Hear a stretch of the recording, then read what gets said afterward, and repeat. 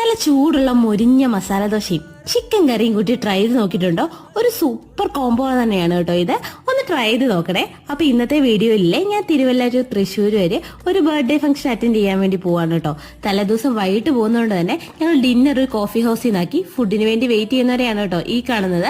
അങ്ങനെ ഫൈനലി നമുക്ക് ഫുഡ് വന്നിട്ടുണ്ട്. മസാല ദോശയും ചിക്കൻ കറിയും ചിക്കൻ ഫ്രൈയും ഹോർലിക്സും ഒക്കെയാണ് കേട്ടോ നമ്മൾ വാങ്ങിയിട്ടുണ്ടായിരുന്നേ.